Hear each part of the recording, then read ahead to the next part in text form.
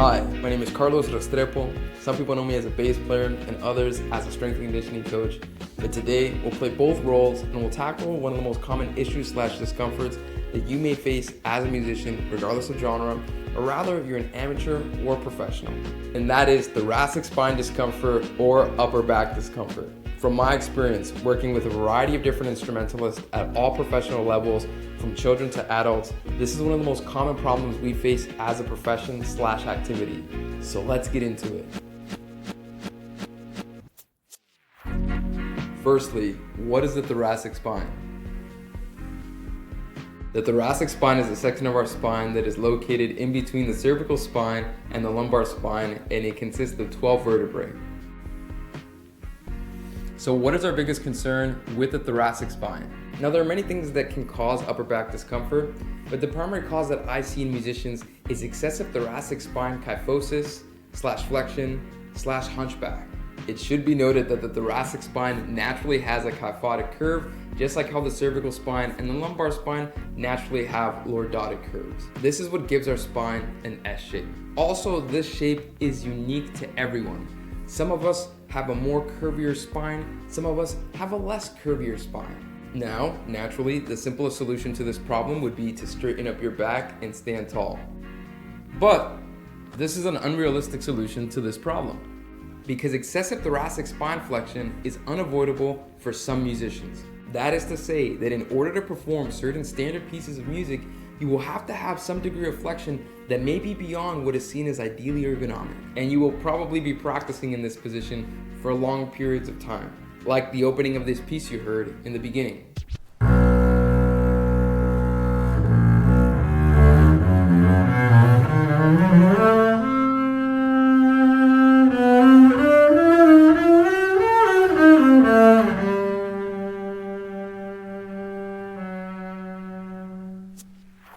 And trust me, that piece is hard and will likely involve a lot of slow practice in the higher positions of the double bass, where the likelihood of having thoracic spine flexion is higher. On top of this, we have to consider work environments. Do you have space on stage or in a pit, or is everyone scrunched up together? Another thing is how long are rehearsals, but also the cognitive demand of a rehearsal. It's easy to slouch or have a hunchback after going through 4 hours of rehearsal, moving on to 6, plus practice, plus life, plus being on a computer, plus being distracted by your phone. Needless to say, stand tall and be upright may not be possible, or may be a bigger challenge to tackle than initially expected given the circumstances. This leads me to my next point. There is no such thing as good or bad posture. Simply posture that is tolerated or posture that is not tolerated. But when possible, neutral is best. I think this is an important point to make for people that may well spend their whole lives working with a tool that is not ergonomic to the human body. You may be smaller and playing a bigger instrument, so you have to reach around in order to perform in certain positions on that instrument. Or you may be bigger and your instrument may be small, so you may have to compress your frame in order to be able to play your instrument. Regardless, you have to find something that works for you and your body in order to make something uncomfortable comfortable. I think this is something to be respected in every performer, especially if you're a professional. This happens a lot in athletics. Think about the amount of people that enter into the NBA that don't have the greatest landing mechanics. They still got into the NBA. But now that you're in the league, you have to ask yourself, how do I stay in the league? How do I avoid injury? So if we can't change our posture when playing in certain positions, our greatest line of defense will be to increase our tolerance. That allows us to continue performing and most importantly practicing without driving down the road towards injury, but also without changing what makes us unique. I also want to make a note with regards to professional musicians. In my opinion, postural changes when performing an instrument have to be suggested or done with a professional, preferably with a professional of that instrument and potentially with a medical professional, all in collaboration with the performer.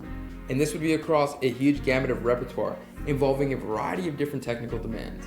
On top of this, one must consider various aspects of a performer's career in mind. Has he or she performed successfully at auditions or competitions? And ultimately, will the postural change decrease performance temporarily? And if so, for how long and to what degree? These are the questions that are asked in athletic performance, and I don't think they should be any different for the performing artist. So getting back on track, tolerance is key. So we're gonna need two things in order to combat this excessive thoracic spine kyphosis, and that is mobility and strength. Many performing artists focus a lot on flexibility, but if we don't increase strength along the way, we may actually be leaving ourselves more vulnerable to injury. From a mobility perspective, we're going to primarily focus on thoracic spine extension, but we're also going to look at rotation.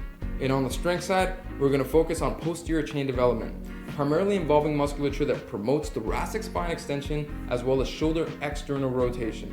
With regards to periodization, we will be using guidelines that aim to increase strength/muscular endurance. So let's dive in, folks. Mobility. So let me introduce you to the Peanut. 2 tennis balls connected by athletic tape, cheap, easy to make, and easy to travel with. We can also use lacrosse balls, but the increased density may make using the Peanut more uncomfortable, especially if this is your first time using one. That being said, some of you may prefer the greater density, since you may be able to get slightly more thoracic spine extension, and you may be able to target deeper tissues. I use my tennis ball Peanut 90% of the time. Now, I use the lacrosse one only after consecutive days practicing solo double bass music, in which case I'm going through longer periods of thoracic spine flexion. In these circumstances, I like to be more aggressive with my thoracic spine mobility. So let's use this thing. Now we're gonna look at this exercise from 3 different levels, going from what would be more comfortable to less comfortable, and from less complex to more complex. So we're gonna go on the floor for this one. Level 1. First, we're gonna place the Peanut on our mid-back between ourselves and the floor. Second, we'll place a book, yoga block, or in this case, some leftover wood from a DIY furniture project behind your head for support. This will eliminate any potential neck discomfort. Third, we're gonna raise our hands up towards the roof, and then we're gonna lower them down to the floor. As we do this, the Peanut will act as a fulcrum on the spine. This force, when applied to a joint, can improve mobility. Another added benefit with this one is that we're also improving shoulder flexion mobility, which is also something that we lose with excessive thoracic spine flexion. Level 2. The same as level 1, but with no neck support. This will increase the forces on the thoracic spine, making it easier for us to get greater thoracic spine extension, but we will also be placing the cervical spine in slight extension, which is something that may not be tolerable for some people. So with this one, we remove something to get something else. Level 3. This is the same as level 2, but now we will perform an upper neck nod on the floor, placing our cervical spine in a neutral position, and we will hold that position statically as we perform the exercise. With this, we are working on our deep neck flexors, which are essential in aiding our posture, especially if we do activities in our lives that promote thoracic spine flexion. Because excessive T-spine flexion usually creates excessive cervical spine extension. I like this because we're getting an exercise that promotes good posture in a holistic manner. Most importantly, it's easy to perform. Lastly, the only caution that you need when using the Peanut is to make sure that you don't use it on the lower section of your rib cage, because we have a floating rib that is unsupported, and it would be best not to apply force on that structure. So our set rep protocol for this will be 2 sets, 10 to 15 repetitions.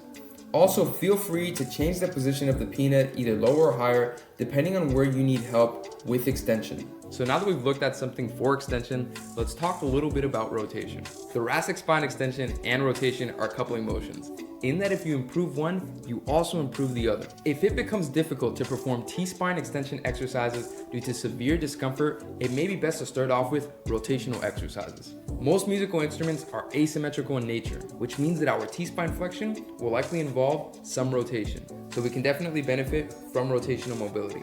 So let's look at 2 simple exercises. Our first exercise will be standing T-spine rotations. First, we will stand tall and upright. Think T-spine extension and upper neck nodding. Second, we will squeeze our glutes and activate our core. Remember, if you can feel it, you can activate it. So without going off the rails and getting into core bracing, I simply want you to touch your abs until they get hard. That is all the activation we will need for this one. We're contracting all this musculature in order to lock our lumbar spine, so that we only get thoracic spine rotation. Third, we will cross our hands and put them on our chest. And then we will rotate our thoracic spine, not our lumbar spine. We can think of this rotation starting from the base of the thoracic spine, moving upward vertebrae by vertebrae as we rotate. We're going to rotate to one side, hold for 5 seconds, and then to the other side and hold for 5 seconds.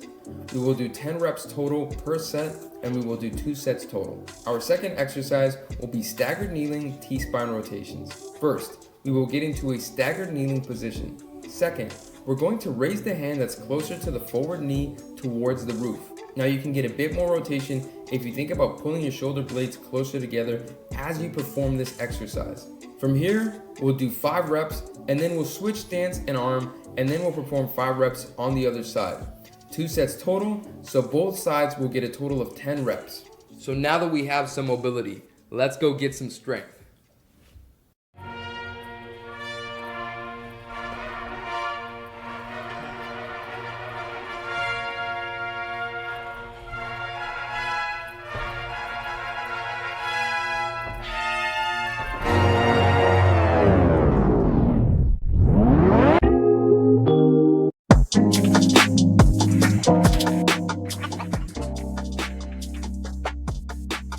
So folks, we made it to the strength portion of our journey. Now we're going to work on all that good posterior musculature. Multifidus, erector spinae, serratus posterior, posterior deltoids, rhomboids major, external rotators, and traps, etc. We're also going to talk about how we're going to perform these exercises in order to get the physiological adaptations we want. Just like in music, at a certain level, it's not just about practicing, but it is about how we're practicing. So the 3 exercises that we'll be talking about are all horizontal pulling exercises, and when performed properly, positively influence our posture and shoulder health. Now, because these exercises are all rowing exercises, let's talk about the essentials needed to perform a good row. Number 1, shoulder movement awareness. So our shoulder can protract, like when we're reaching forward, and it can retract, like as if we're pulling back. Our shoulders can also elevate and depress. Now our shoulder blades also have the ability to abduct and adduct in the transverse plane. So what does that mean? When our shoulder blades abduct, abduction, they come closer together. When our shoulder blades adduct, adduction, they separate. With all these exercises, we can retract and depress our shoulders either at the start or across the total movement. Doing so at the beginning can help with our shoulder stability throughout the movement. However, as you get more comfortable rowing, retraction and depression across the total movement will become more natural. Second, most horizontal pulling exercises challenge the spine to stay erect against forces that promote thoracic and lumbar spine flexion. So we're gonna need a couple cues to keep our spine neutral. Chest up, shoulders back, upper neck nod. These are some good cues that will help us activate all the musculature necessary to perform these exercises safely. So here we go. Exercise number 1, the tripod row. Let's talk about setup. First, stand beside a flat bench or object that you can use to rest your hand in a bent over position. Second, position your feet shoulder width apart. Third, chest up, shoulders back, upper neck nod. Fourth, from here, grasp the dumbbell, kettlebell, or whatever weight you're using with a closed neutral grip. Your eyes are going to be looking at the floor just a short distance ahead of your feet. Fifth, pull the weight towards your torso, initiating the movement with shoulder retraction and depression. As you do this, maintain the same stationary torso position. Now, you should feel in control of the weight at all times. Remember, slow is smooth and smooth is fast. So for this exercise, we're gonna use minimized rest periods. Basically, less rest, specifically 30 seconds. With this guideline, we need to be considerate about how much weight we're lifting. Ideally, it would be 60 to 65% of 1 rep max, but that is a whole other video. So because I don't know who may watch this, I'm gonna give a general statement. I want you to use a weight that you could do 10 reps comfortably with. When working on strength endurance, the first set isn't supposed to be the most difficult. Because the rest periods are so short, as you go from set to set, the exercise becomes more difficult due to the energy deficit created in the body. This protocol is gonna increase the body's efficiency in recovering from bouts of consecutive exercise. The more efficient our body is at recovery, the more volume we can intake. So think about the amount of time that it takes to master a piece of music. A lifetime. Maybe in short, 10 years. That's a lot of excessive thoracic spine flexion, regardless of how ergonomic your approach to your instrument is. So we'll need to equalize that with a lot of exercise, volume for volume, which means we need to make our bodies more efficient at recovering from large volumes of preventative exercise that we're gonna need throughout our entire careers. Beyond music, this increased efficiency in recovery will increase our potential of maximizing a hypertrophy phase of training and a maximum strength phase of training. So to summarize our protocols, we will do this exercise for 3 sets, 10 reps, 30-second rest periods with a weight that is easy to moderately difficult to perform 10 reps. So here we go, exercise number 2, standing single arm cable pulls. So here's the setup. Number 1, we'll reach and protract our shoulder and grasp the cable handle. Number 2, from here, stand tall, chest up, upper neck nod, with slight hip and knee flexion. Number 3, then we'll pull the handle towards the torso, with the initial movement being a shoulder retraction, and our final pulling motion involving slight abduction. Excessive thoracic spine flexion usually promotes shoulder protraction and adduction. With this, we end up stretching a lot of posterior shoulder musculature. And without strength training, we make it difficult for our shoulders to reset to a healthier neutral position, increasing our potential for injury. Because we're standing for this exercise, the weight that we're gonna use will naturally be lighter.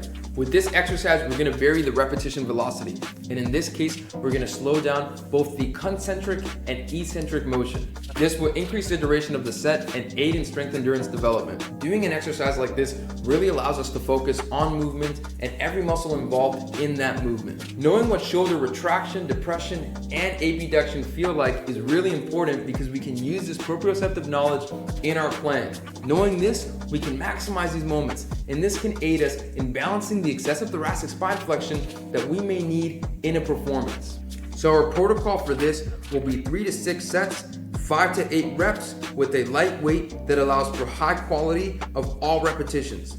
We will rest 30 seconds to a minute for this exercise. So our final exercise will be Australian rows. You can use a suspension system such as a TRX or gymnastics rings. First, begin with your shoulders relaxed in a protracted position. Second, initiate the movement by retracting and depressing your shoulders, and end the movement with fully retracted shoulders. You can also think about pulling your shoulder blades together as you finish your contraction. There are many ways that we can make this exercise easier or harder. We can elevate our feet to make it harder or stand to make it easier. Pick whatever variation allows for the greatest amount of shoulder control. With regards to programming, we will mainly focus on increased volume with this one. We will go for 4 sets, aiming for 8 to 12 reps. In general, calisthenic exercises are great for volume because they tax the central nervous system less, and it's easier to go from one difficult variation to an easier variation within the same set. So that's it, team. We did a lot with this one, from mobility to strength, to understanding why strength training is important for the performing artist. Now, as musicians, we are fortunate to do something that promotes beauty in this world. So I hope that this video helps in keeping you healthy so that you can continue to add beauty to this world. If you found this information helpful, share it because it's good to pass good info. My name is Carlos Mauricio Restrepo Pantoja Ponce. Hasta la próxima. Nos vemos.